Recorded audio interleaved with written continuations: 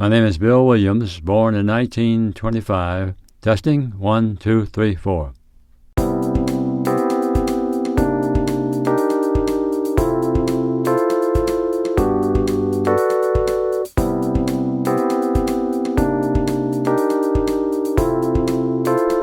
I'd like to welcome Bill Williams to Point of Rock Studios and 90 over 90. Bill, or Darrell Brown Williams as his official name, was born on August 27th, 1925 in Faith, North Carolina. He graduated from Duke University, where he played baseball, and has spent many, many years in the newspaper business. He has a long and distinguished career as an editor of the Gaston Gazette in Gastonia, North Carolina, some 22 years. He is a icon in the Gaston County community, having been part of the newspaper business since his graduation from Duke.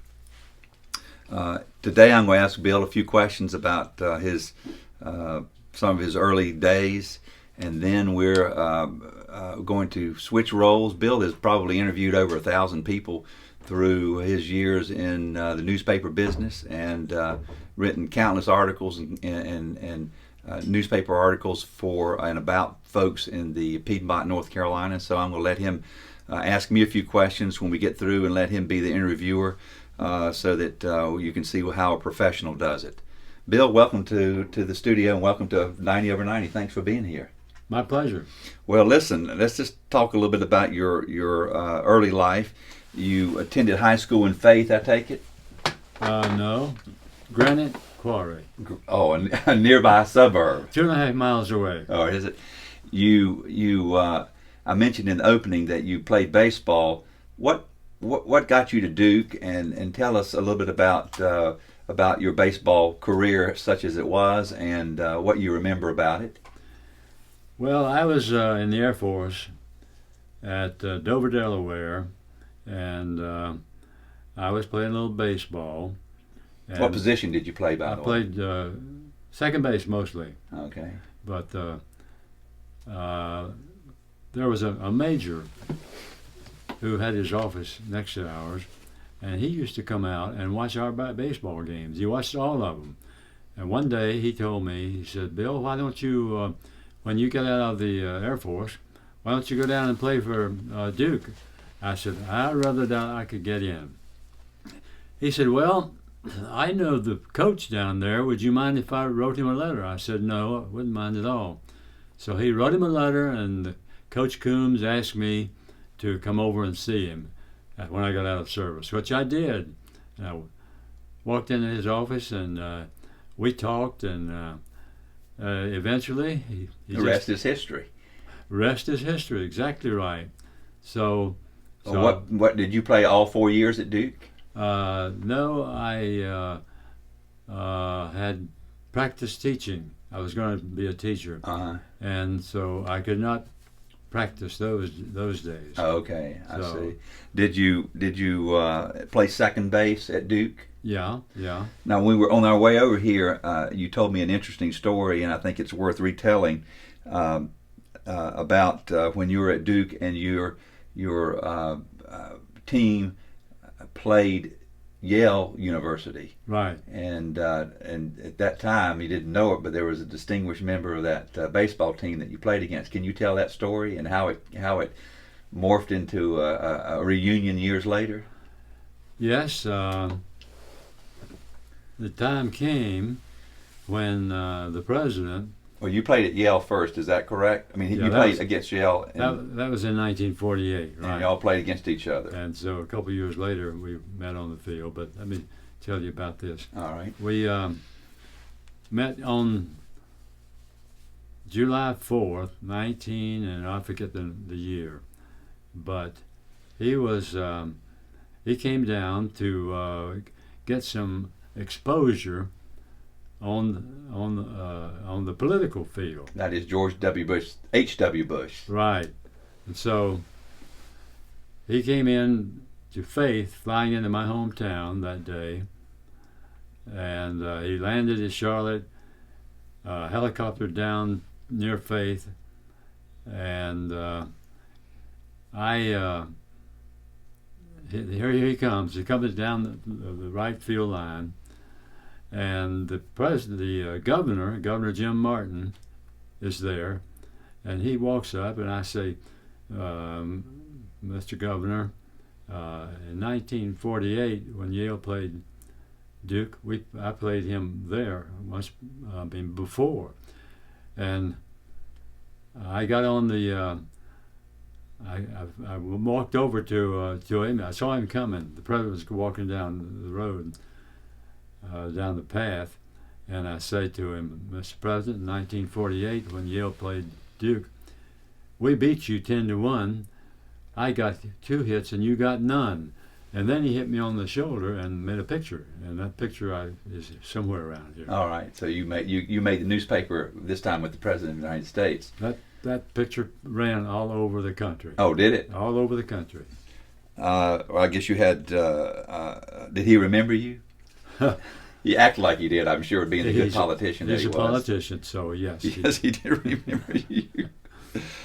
Tell me how you got into the newspaper business. Now, I think when you got out of the Air Force, you went to Duke, as you just said.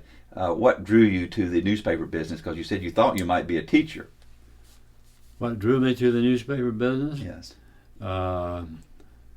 Well, I had taken the one journalism course that Duke had to offer. Myself and another Gastonia boy. I forgot his name now. No, that's all right. Anyhow, I took the only journalism course that Duke had to offer, and it sort of perked my interest. And I got to thinking, and so I talked to my good buddy Wilson Bosshammer down in Gastonia. We had been roommates, and he told me about an opening that was on the Gazette for a cub reporter. He said, "Are you interested?" I said, "I am." So he told me about the managing editor of Dave Gillespie, and so I called Dave, and we got together, and he hired me. I said, "Well, how much?" He wanted to hire me. I said, "How much does it pay?" He said, "Well, probably $45 a week." I said, "Well, that's not much." I said, "Can I bring my intended along?" And he said, "Sure." That would be your very lovely wife, Betty. That's exactly right. Who we saw not too long ago. Right. And so I said, "Can you get her a job?" He said, "I will try." So he tried, and he got her a job at $50 a week. So $95 a week was pretty good back then. So that was gonna put food on the table for you. That was a good deal. And that got you the Gastonia, and we're glad that it did, because just think of all the years that you grew from cub reporter to I'm sure lots of other positions, ultimately to the editor for over 20 years. That's quite a remarkable achievement. Let me ask you, what do you like about interviewing people or talking to people? What is it that appeals to you, or what have you learned about that? Have you ever thought about it? I guess just my inquisitiveness, because I do like to talk to people. I like to move them out one step beyond what they think they're going, and I don't know. I just love people. You've enjoyed doing that. Well, you were very good at it. Matter of fact, you recently interviewed me and for the newspaper, for the Gazette. Right. And I really appreciate that. But I think I want to try to expand your horizons now a little bit. So I want to give you a chance to interview me in front of the camera. You think you can do that? I can do that. All right. Well, you may have some questions for me, but I'd like to introduce Bill Williams, who's going to be the interviewer and the Charlie Rose of this interview. Bill, there's some questions that you might want to use, or you may want to come up with your own questions. It's up to you. Well, number one, tell me about 90 over 90. Great. Thank you for asking that question, Bill. I appreciate it. 90 Over 90 is a project that I started with my daughter Mary and my son Jack, and our essentially what we're trying to do is to interview as many 90-year-old people that we can find, record their interviews, record their stories, and allow those stories to be shared with others on the internet. So it's an ongoing project that we hope will keep going. And you're actually interview number 17, so first one in 2016, by the way. I feel very much honored. I'm sure you should feel honored. Thank you. How did it all start? Well, it all started with as I said, my kids. We were, I think, at a holiday talking about the fact that my mom and dad had passed away, and that much of what they could have taught my kids was no longer available to them because they had died. My father-in-law, Tom Taylor, who was a remarkable individual, and also, and my children's grandparents had also died. And so we decided that it might be a good idea to try to preserve these stories for other folks so that they could share some memories with their children, their grandchildren, about their parents and grandparents. So it was really just, it rose out of a family get-together, pretty much. Well, how did you learn about 90 years old? Well, basically, one thing that we've discovered is that there are just lots of folks out there like yourself who are 90 and above, even some at 100 and above, who have a lot of, even though they may not be famous in the sense that they're known nationally, they have a lot of great stories to share. And so we don't have any trouble locating 90-year-olds who are willing to be a little bit of a ham. Of course, you're pretty much fit that mold as well, as you know. Well, you must have plans for the future. We do. We do have plans for the future. We're growing this year.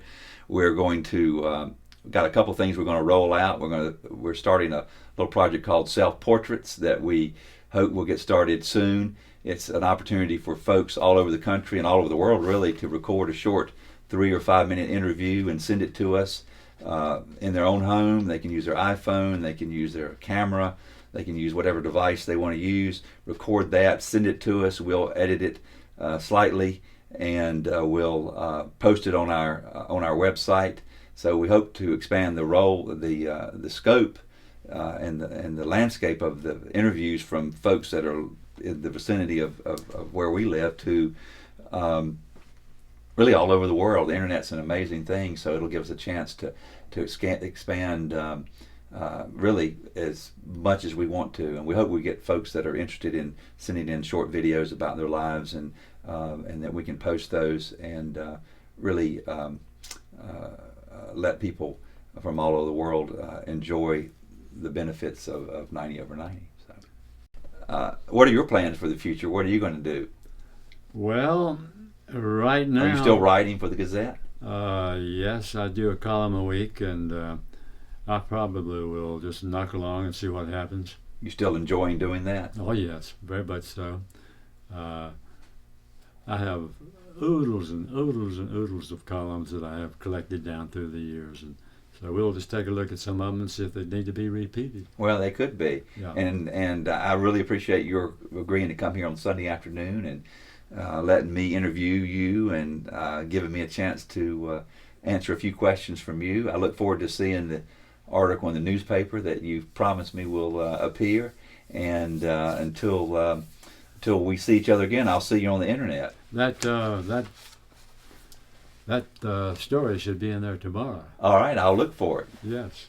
Now, before we stop, I was hoping that you would try to sing for me, because I had Mrs. Caldwell, Martha Caldwell, I told you, sing a little bit of Tar Heel Fight song, and of course I can't sing the Duke fight song. I don't know it and probably wouldn't want to sing anyway. Can you sing a few bars of the Duke fight song, or have you forgotten it, hopefully?